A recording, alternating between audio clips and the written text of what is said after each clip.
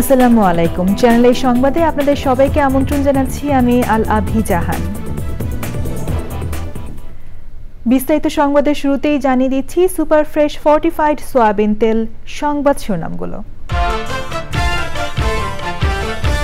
যুক্তরাজ্যের পার্লামেন্ট নির্বাচনে ভোট গ্রহণ শেষে চলছে গণনা, কনজারভেটিভদের হারিয়ে বড় জয়ের পথে লেবার পার্টি। বিশিষ্ট শিক্ষাবিদ ও কথা সাহিত্যিক আসমা আব্বাসী মারা গেছেন, গুণীজনের বিদায়ে শোকের ছায়া। চট্টগ্রামে এলিভেটেড এক্সপ্রেসওয়ে উদ্বোধনের ৮ মাসেই ফাটল, অনিয়ম দুর্নীতি প্রমাণ পেয়েছে সংসদীয় তদন্ত কমিটি। এবং কৃষি ক্ষেত্রে গুরুত্বপূর্ণ অবদান রাখায় এআইপি সম্মাননা পাচ্ছেন শাইখ সিরাজ সহ ২২ জন, কৃষি মন্ত্রণালয়ের প্রজ্ঞাপন জারি। সংবাদ শিরোনামগুলো জানাচ্ছিলাম। এখনকার এই সংবাদ আয়োজন একই সঙ্গে চ্যানেল আই এর ইউটিউব চ্যানেলে এবং চ্যানেল আই এর ওটিটি প্ল্যাটফর্ম আই স্ক্রিনে লাইভ স্ট্রিম হচ্ছে। যাচ্ছে বিস্তারিত সংবাদে। যুক্তরাজ্যে পার্লামেন্ট নির্বাচনে বড় জয় পেতে যাচ্ছে লেবার পার্টি। চলছে ভোট গণনা। এ পর্যন্ত পাওয়া ফলাফলে ক্ষমতাসীন কনজারভেটিভ পার্টি লেবারদের চেয়ে বেশ পিছিয়ে রয়েছে। লেবার পার্টির ১১টি আসনের বিপরীতে কনজারভেটিভরা পেয়েছে মাত্র ১টি আসন। টানা ১৪ বছর ক্ষমতায় থাকা কনজারভেটিভ পার্টিকে সরিয়ে লেবার পার্টির সরকার গঠন করতে যাওয়া এখন অনেকটাই নিশ্চিত হয়ে গেছে। লুৎফুর রহমান সোহাগের রিপোর্ট। ভোট গ্রহণ শেষে রাতে ফল আসতে শুরু করার পর থেকে যুক্তরাজ্যের রাস্তায় রাস্তায় লেবার পার্টির সমর্থকদের উচ্ছ্বাস। আর বিপর্যয়কর ফল সামনে রেখে নীরবতা নেমে আসে ঋষি সুনাকের কনজারভেটিভ শিবিরে। যুক্তরাজ্যে সরকার গঠনে প্রয়োজন ৩২৬টি আসন। ভোটের ফল ইঙ্গিত দিচ্ছে মধ্য বামপন্থী দল লেবার পার্টি এবার ৪০০-র বেশি আসন পেতে যাচ্ছে, যা হবে ২০০১ সালের পর এককভাবে কোনো পার্টির সবচেয়ে বেশি আসন পাওয়ার রেকর্ড। অর্থনীতিসহ নানা সংকটে গত কয়েক বছর ধরেই টালমাটাল অবস্থায় ছিল কনজারভেটিভ সরকার। ধারাবাহিকভাবে জনসমর্থন কমার চিত্র আসছিল বিভিন্ন জরিপে। নির্বাচনে ভরাডুবি নিয়ে শেষ হতে চলেছে দলটির ১৪ বছরের শাসন। সংকট উত্তরণের ভোটে জিতে ১০ নম্বর ডাউনিং স্ট্রিটের বাসিন্দা হতে যাচ্ছেন লেবার নেতা কিয়ার স্টারমার। তবে যুক্তরাজ্য এখন যে অবস্থায় দাঁড়িয়ে তাতে অর্থনীতি, মূল্যস্ফীতি আর অভিবাসনের মতো সমস্যা মেটানো তার পক্ষে কঠিন হবে বলেই মনে করেন বিশ্লেষকরা। এবারের নির্বাচনে রেকর্ড ৩৪ জন ব্রিটিশ বাংলাদেশি ভোটের লড়াইয়ে ছিলেন। তাদের কতজন সংসদে যাচ্ছেন তা জানা যাবে দুপুরের মধ্যেই। ব্যাপক জনসমর্থন পাওয়া বঙ্গবন্ধুর নাতৃ টিউলিপ সিদ্দিকের সামনে প্রথম ব্রিটিশ বাংলাদেশি মন্ত্রী হওয়ার সম্ভাবনা রয়েছে। লুৎফুর রহমান সোহাগ, চ্যানেল আই। প্রখ্যাত শিক্ষাবিদ ও কথা সাহিত্যিক আসমা আব্বাসী মারা গেছেন। ইন্না লিল্লাহি ওয়া ইন্না ইলাইহি রাজিউন। বৃহস্পতিবার সন্ধ্যা ৭টায় গুলশানে নিজ বাসভবনে শেষ নিঃশ্বাস ত্যাগ করেন তিনি। তার বয়স হয়েছিল ৮৩ বছর। তিনি প্রখ্যাত শিল্পী মুস্তফা জামান আব্বাসীর সহধর্মিণী। দুপুরে গুলশান আজাদ মসজিদে জানাজা শেষে আসমা আব্বাসীকে বনানী কবরস্থানে দাফন করা হবে। বিস্তারিত জানাচ্ছেন লুৎফুর রহমান সোহাগ। ছোটবেলা থেকেই বই পড়ার প্রতি আগ্রহ ছিল আসমা আব্বাসীর। মামা সৈয়দ মুজতবা আলীর উৎসাহে জড়িয়ে পড়েন সাহিত্য চর্চায়। পেশা হিসেবে শিক্ষকতাকে বেছে নিলেও আসমা আব্বাসী পরিচিত হয়ে ওঠেন লেখক হিসেবে। রেডিও টিভির আলোচক ও উপস্থাপক হিসেবেও পান ব্যাপক জনপ্রিয়তা। বাংলা ভাষা ও সাহিত্যের অধ্যাপক আসমা আব্বাসী শ্রেষ্ঠ কলেজ শিক্ষক হিসেবে শিক্ষা মন্ত্রণালয়ের স্বর্ণপদক পেয়েছেন। সম্পৃক্ত ছিলেন সরকারি বেসরকারি বিভিন্ন প্রতিষ্ঠানে। সংগঠক হিসেবে বিভিন্ন সেবামূলক প্রতিষ্ঠানে কাজ করেছেন। ৮৩ বছর বয়সে কর্মময় জীবনের ইতি টেনেছেন এই গুণী ব্যক্তিত্ব। আসমা আব্বাসী স্বামী, 2 মেয়েসহ অসংখ্য গুণগ্রাহী রেখে গেছেন। শুক্রবার দুপুরে গুলশান আজাদ মসজিদে জানাজা শেষে আসমা আব্বাসীকে বনানী কবরস্থানে দাফন করা হবে। লুৎফর রহমান সোহাগ, চ্যানেল আই, ঢাকা। চট্টগ্রামে 4000 কোটি টাকা ব্যয়ে নির্মিত 16 কিলোমিটার দীর্ঘ মহিউদ্দিন চৌধুরী এলিভেটেড এক্সপ্রেসওয়ে নির্মাণে অনিয়ম দুর্নীতির প্রমাণ পাওয়ার কথা জানিয়েছে সংসদীয় তদন্ত কমিটি। বিশেষজ্ঞদের মতামত নিয়ে দায়ীদের বিরুদ্ধে কঠোর ব্যবস্থা নেওয়ার কথা জানান কমিটির সদস্যরা। চট্টগ্রাম থেকে চৌধুরী ফরিদের পাঠানো তথ্য ও ভিডিও চিত্রে সাদিয়া ওমরের রিপোর্ট। চট্টগ্রাম নগরের লালখান বাজার থেকে পতেঙ্গা পর্যন্ত এই এলিভেটেড এক্সপ্রেসওয়ে প্রকল্প বাস্তবায়ন করেছে চট্টগ্রাম উন্নয়ন কর্তৃপক্ষ। ঠিকাদারি প্রতিষ্ঠান হিসেবে যৌথভাবে কাজ করেছে বাংলাদেশের ম্যাক্স ইনফ্রাস্ট্রাকচার লিমিটেড ও চীনের র্যাঙ্কিন। গত বছরের 14 নভেম্বর প্রধানমন্ত্রী শেখ হাসিনা ভার্চুয়ালি এই এক্সপ্রেসওয়ে উদ্বোধন করেন। তবে বছর না ঘুরতেই এলিভেটেড এক্সপ্রেসওয়ের পিলারে ফাটল দেখা দিয়েছে। এছাড়া কাজের মান ও ব্যয় বৃদ্ধি সহ নানা অনিয়ম দুর্নীতির প্রমাণ পেয়েছে সংসদীয় তদন্ত কমিটি। Military institute of science and technology, আর্মিদের ইউনিভার্সিটি, ওখানকার প্রফেসর বুয়েটের 4 জন এক্স প্রফেসর আছে এটার সাথে। ওনারা ভেটিং কনসালটেন্ট আমাদের লোড দিয়ে যে টেস্টগুলো করছে ওটা করে ওনারা আমাদেরকে বলছে যে আপনারা এটা এখন ট্রাফিকের জন্য ছেড়ে দিতে পারেন। এগুলো আসলে আমরা এখন কিউসি করতেছি, অর্থাৎ কোয়ালিটিগুলো চেক করতে ঠিকাদার থেকে এখনো বুঝিনি নাই, তো ওগুলো আমরা রেকটিফাই করে দিই। এটা ফল্ট বলতে আমি এইটাকে ফল্ট বলবো না, কারণ যে সমস্ত ফল্টগুলো আপনাদের চোখে ধরা পড়ছে বা আমাদের চোখে ধরা পড়ছে সেটা আমরা রেকটিফিকেশন করতেছি। কারণ এত বড় একটা structure, 16 kilometre flyover, 16 kilometre flyover তো কোনো না কোনো জায়গায় একটু থাকতেই পারি। সেই ডিফেক্টগুলো আমরা ক্রমে আইডেন্টিফাই করতেছি এবং যেখানে যে ট্রিটমেন্টটা হওয়া দরকার সেটা আমরা আমাদের স্পেশালিস্ট যারা আছে, এমআইএসটি আছে, কল সেন্টার আছে, ডিপার্টমেন্ট আছে, তাদের সাথে কনসাল্ট করে নিয়ে আমরা এটা রেকটিফিকেশন করে দিচ্ছি।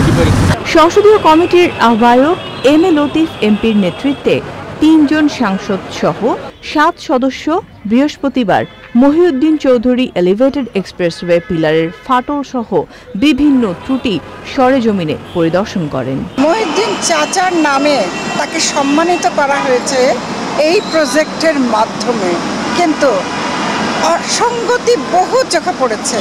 সেটা একটা একটা করে আসলে ডিসক্রাইব করার মতো না। টিমগুলো উপরে টপ লেভেল মিল নাই, তারপরে সাইড লেভেল মিল নাই, অনেক জায়গায় ক্র্যাক আছে। দুঃখজনক যেখানে ত্রুটি বিচ্যুতি যেটা আমরা পরিলক্ষিত হচ্ছে, আমরা এটা সংশোধনের চেষ্টা করবো এবং আমরা রিপোর্ট দাখিল করবো। তারপরে মেজর কোনো কনস্ট্রাকশনের স্ট্রাকচারাল কোনো ত্রুটি, কনস্ট্রাকশন সময় কোনো গাফিলতি বা সিলিন্ডার টেস্টগুলো প্রপার করেছি কিনা, ফাইলিং প্রপার হয়েছে কিনা, প্রত্যেকটি বিষয়ে ইনশাআল্লাহ আমরা দেখব। প্রথমে ওই এলিভেটেড এক্সপ্রেসওয়ে প্রকল্পের নির্মাণ ব্যয় ধরা হয়েছিল ৩,২৫০ কোটি টাকা। নির্ধারিত সময়ে কাজ শেষ না হওয়ায় ব্যয় বেড়ে দাঁড়ায় ৪,২৯৯ কোটি টাকায়। Sadia Omar, channel I. কৃষিক্ষেত্রে গুরুত্বপূর্ণ ব্যক্তি বা এআইপি সম্মাননা পাচ্ছেন 22 জন। এই খাতে গুরুত্বপূর্ণ অবদানের স্বীকৃতিস্বরূপ 5টি বিভাগে দ্বিতীয়বারের মতো এই সম্মাননা দেওয়া হচ্ছে। গণমাধ্যম ব্যক্তিত্ব শাইখ সিরাজ সহ অন্যদের নামে ইতোমধ্যে এ বিষয়ে প্রজ্ঞাপন প্রকাশ করেছে কৃষি মন্ত্রণালয়। বিস্তারিত জানাচ্ছেন রফিকুল বাশার। বাংলাদেশের অর্থনীতির মূল চালিকা শক্তি কৃষি। সেই কৃষিক্ষেত্রে যারা অবদান রেখে চলেছেন তাদেরকে কৃষিক্ষেত্রে গুরুত্বপূর্ণ ব্যক্তি বা এআইপি সম্মাননা দিতে যাচ্ছে সরকার। 4 দশকের বেশি সময় ধরে কৃষি নিয়ে কাজ করা গণমাধ্যম ব্যক্তিত্ব শাইখ সিরাজ এবার পাচ্ছেন এআইপি সম্মাননা। স্বীকৃত বা সরকার নিবন্ধিত কৃষি সংগঠন শ্রেণীতে তাকে এই সম্মাননা দেওয়া হচ্ছে। উদ্যোক্তাদের মধ্যে জাতীয় পর্যায়ে বিভিন্নভাবে যারা কৃষিকে এগিয়ে নেওয়ার জন্য অবদান রেখেছেন তার মধ্যে উল্লেখযোগ্য আছেন জনাব শাইখ সিরাজ, যিনি আপনারা জানেন 40 বছরের ব্যাপী তিনি কৃষিকে ভালোবেসে এবং দেশ বিদেশের কৃষিকে সাধারণ মানুষের মাঝে তুলে ধরেছেন, যার ফলে দেশে আমাদের কৃষিতে অনেকেই আজ আগ্রহী হয়ে উঠেছে এবং কৃষি একটি সম্মানজনক পেশা হিসাবে গ্রহণ করছে। এই স্বীকৃতি কৃষকদের গর্বিত করবে বলে মন্তব্য করেছেন গণমাধ্যম ব্যক্তিত্ব শাইখ সিরাজ। যে শ্রেণীটা সমাজের সবচেয়ে মর্যাদাবান হওয়ার কথা ছিল তারাই সবচাইতে অবহেলিত, অর্থাৎ কৃষকরা। আজকে অর্থনীতি এবং খাদ্য নিরাপত্তার মূল ইস্যুটি তারাই ধরে রেখেছে। সরকার তাদেরকে সম্মানিত করতে যাচ্ছে এবং করে আসছেন। এটা খুবই একটা ভালো উদ্যোগ। কৃষক সম্মানিত হওয়া মানে গোটা সমাজ ব্যবস্থার একটা পরিবর্তন আসা। আমি মাননীয় প্রধানমন্ত্রীকে বিশেষভাবে ধন্যবাদ জানাবো, তিনি উদ্যোগটি নিয়েছেন এবং তারা যখনই এসছেন তখনই আমাদের দেশের খাদ্য নিরাপত্তার ইস্যুটি অনেক মজবুত হয়েছে। কৃষিজাত বা প্রযুক্তি উদ্ভাবনে 4 জন, কৃষি উৎপাদন বা বাণিজ্যিক খামার স্থাপন ও কৃষি প্রক্রিয়াকরণ শ্রেণীতে 10 জন, রপ্তানিযোগ্য কৃষিপণ্য উৎপাদনে 2 প্রতিষ্ঠান, নিবন্ধিত কৃষি সংগঠন শ্রেণীতে 3 জন এবং বঙ্গবন্ধু কৃষি পুরস্কারে স্বর্ণপদক পেয়েছেন এমন 3 জনকে এআইপি নির্বাচন করা হয়েছে। এআইপি সম্মাননা পাওয়া ব্যক্তিরা সিআইপিদের মতোই বিভিন্ন সুবিধা পাবেন। রোববার আনুষ্ঠানিকভাবে বর্ণাঢ্য অনুষ্ঠানের মাধ্যমে তাদের কার্ড, ক্রেস্ট ও প্রশংসাপত্র দেওয়া হবে। Rafiqul Bashar, channel I, Dhaka. আজ দুবাইয়ে অনুষ্ঠিত হবে চ্যানেল আই সংযুক্ত আরব আমিরাত সেরা 10 রেমিটেন্স সুপার হিরো অ্যাওয়ার্ড। এই অনুষ্ঠানের আয়োজক চ্যানেল আই সেরা 10 অ্যাওয়ার্ড উদযাপন কমিটি এবং প্রকৃতি জীবন ক্লাব ইউএই। সংযুক্ত আরব আমিরাতের আজমানের উম্মে আল মুমিনিন উইমেন্স অ্যাসোসিয়েশন গ্র্যান্ড হলে এই অনুষ্ঠানের প্রধান অতিথি থাকবেন সাবেক পররাষ্ট্রমন্ত্রী ডক্টর একে আব্দুল মোমেন। উদ্বোধন করবেন প্রকৃতি ও জীবন ফাউন্ডেশনের চেয়ারম্যান ও ইমপ্রেস গ্রুপের ভাইস চেয়ারম্যান বীর মুক্তিযোদ্ধা মুকিত মজুমদার বাবু। বিশেষ অতিথি থাকবেন মৌলভীবাজার 2 আসনের সংসদ সদস্য ও আওয়ামী লীগের সাংগঠনিক সম্পাদক শফিউল আলম চৌধুরী নাদেল, বিশিষ্ট রন্ধন বিশেষজ্ঞ কেকা ফেরদৌসি, সংযুক্ত আরব আমিরাতে বাংলাদেশের রাষ্ট্রদূত মোহাম্মদ আবু জাফর ও consul general BM Jamal Hossain. সভাপতিত্ব করবেন ইয়াকুব সৈনিক। সুপারহিরো অ্যাওয়ার্ড অনুষ্ঠানে বাংলাদেশের শিল্পীদের মনোজ্ঞ সাংস্কৃতিক সন্ধ্যা পরিবেশিত হবে। সংবাদের এই পর্যায়ে নিচ্ছি বিরতি।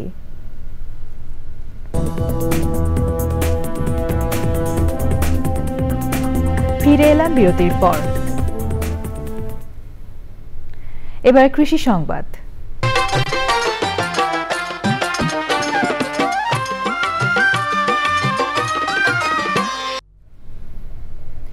কুড়িগ্রামে লটকনের বাণিজ্যিক বাগান গড়ে উঠেছে। জেলার আবহাওয়া ও মাটি লটকন উৎপাদনের উপযোগী হওয়ায় লাভবান হচ্ছেন কৃষক।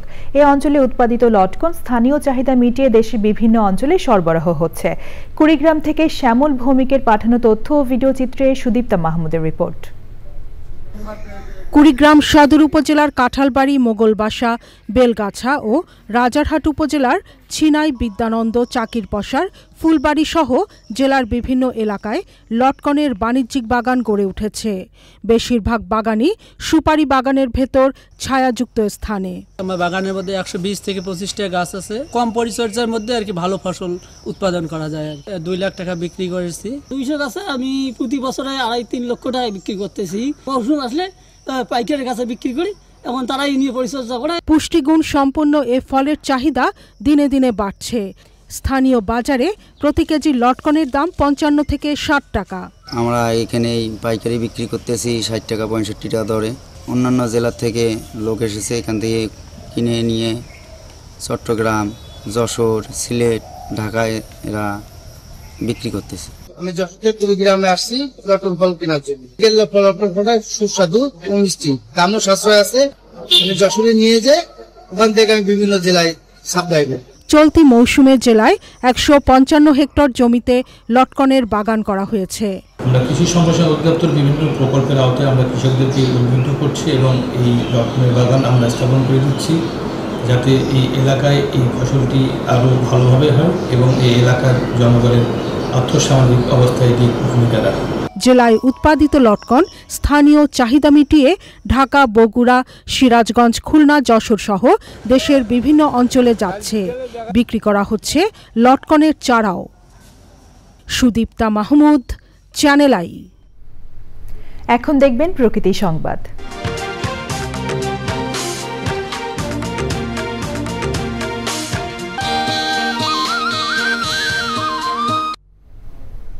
বাগেরহাটের প্রত্যন্ত গ্রামে তৈরি কাঠের বাড়ি রপ্তানি হতে যাচ্ছে ইউরোপের দেশ বেলজিয়ামে। বাড়ির কাঠামো, দেয়াল, দরজা ও জানালা এমনকি ছাদও কাঠের তৈরি। পরিবেশ বান্ধব এই বাড়ি রপ্তানির মাধ্যমে নতুন বাজার সৃষ্টি, কর্মসংস্থান তৈরি ও বৈদেশিক মুদ্রা আয়ের নতুন পথ উন্মোচিত হতে যাচ্ছে বলে মনে করছেন সংশ্লিষ্টরা। সরকারি পৃষ্ঠপোষকতায় এই উদ্যোগ আরও এগিয়ে যাবে বলে জানান ন্যাচারাল ফাইবার প্রতিষ্ঠানের উদ্যোক্তা মোস্তাফিজ আহমেদ। মাহফিজুর রহমানের তথ্য ও ভিডিওচিত্রে সাবরিনা হাসানের রিপোর্ট। জেলা সদরের প্রত্যন্ত গ্রাম কররিতে নিজস্ব কারখানায় তৈরি করা হচ্ছে কাঠের এসব বসতবাড়ি। 200 শ্রমিকের মধ্যে কেউ তৈরি করছেন বসতঘরের দরজা ও জানালা, কেউ ফ্রেম, আবার কেউ তৈরি করছেন দেয়াল। সবশেষে শ্রমিকের নিপুণ হাতের ছোঁয়ায় রং ও পলিশের মাধ্যমে শেষ করা হচ্ছে নান্দনিক ও পরিবেশ বান্ধব কাঠের বসতঘরগুলো। ঘরগুলো তৈরির মূল উপাদান হচ্ছে এলাকা থেকে সংগৃহীত মেহগনি কাঠ। 11 মিটার দৈর্ঘ্য ও 3.75 মিটার প্রস্থের প্রতিটি ঘরেই শয়নকক্ষ, গেস্ট রুম, ডাইনিং ও বাথরুম রয়েছে। ছোট আকারে খণ্ড করা কাঠ দিয়ে নির্মিত বাড়িটি পরিবহনযোগ্য। খণ্ডাংশগুলো জুড়ে দিলে সহজেই যে কোনো জায়গায় স্থাপন করা যায় এসব বাড়ি। প্রতি বছরের প্রথম দিকে 120টি বসতবাড়ি তৈরির অর্ডার পান মোস্তাফিজ আহমেদ। এরপর থেকে এমন পরিবেশ বান্ধব বসতঘর তৈরির উদ্যোগ নেয় তার প্রতিষ্ঠান। ভালোই লাগতেছে, নতুন ভাবে নতুন কিছু তৈরি করতেছি, এটা অনেক ভালো লাগতেছে। কিভাবে তৈরি করা যায় আমরা ভাবতে পারিনি। ধাপে ধাপে কাজ করি। আমাদের এই ঘরগুলো করতে প্রায় 20 থেকে 25 দিন সময় লাগে। উদ্যোগটি এগিয়ে নিতে সরকারি পৃষ্ঠপোষকতা প্রয়োজন বলছেন প্রতিষ্ঠানটির উদ্যোক্তা মোস্তাফিজ আহমেদ। টুরিস্ট কটেজ, টুরিস্টরা থাকবে এখানে। আমাদের সাথে চুক্তি হয়েছে, এখানে যে কাঠ আমরা র মেটেরিয়াল ব্যবহার করব সব দেশি কাঠ, মেহগনি। আর এখানে অন্য যেসব আইটেম থাকবে সব বায়োডিগ্রেডেবল হতে হবে। পরিবেশের ক্ষতি করে এমন কোনো পণ্য চলবে না। সম্প্রতি কারখানাটিতে তৈরি কাঠের বিভিন্ন পণ্য সাড়া ফেলেছিল ইউরোপের বাজারে। সাবরিনা হাসান, প্রকৃতি ও জীবন ডেস্ক, চ্যানেল আই। এবার খেলার খবর।